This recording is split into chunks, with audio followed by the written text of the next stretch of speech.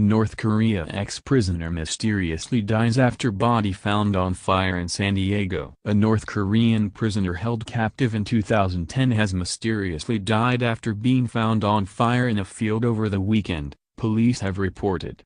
Ajalon M. Gomez, 38, was an American teacher who had been imprisoned in North Korea for illegally entering the country via China. The man, whose release from the corrupt regime was secured by former President Jimmy Carter, was found ablaze in a field in San Diego last Friday night.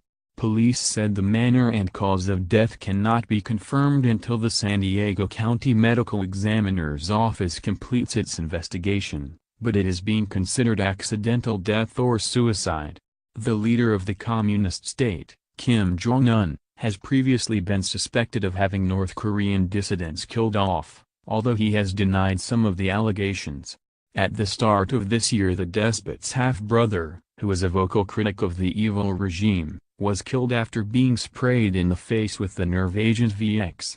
However, while Kim Jong-un claims he was not behind that attack, it is known that he had his uncle Jang Song-thaek executed by the corrupt state in 2014 on charges of treason.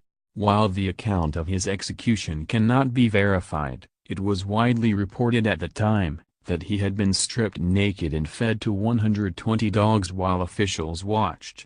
Mr. Gomez's mother Jacqueline McCarthy has paid tribute to her son after his death over the weekend. She said, "My son was a very good human being. He loved people. He loved his family." Mr. Gomez was arrested for trespassing in North Korea in 2010 and the evil country refused to release him unless former President Jimmy Carter personally flew to collect him. However, the American agreed to the North's request and Mr. Gomez was allowed to return home. The announcement of Mr. Gomez's death comes after President Trump decided to list North Korea as a state sponsor of terrorism. Announcing his decision, the U.S. leader said, "The United States is designating North Korea as a state sponsor of terrorism. Should have happened a long time ago." Mr. Trump said the death of Kim Jong-un's half-brother was one of the reasons for adding the country to the list. Mr. Trump also mentioned student Otto Warmbier, 22, who died after being returned from North Korean detention to the U.S. in an unconscious state. He had been sentenced to 15 years hard labor after confessing to trying to steal a banner.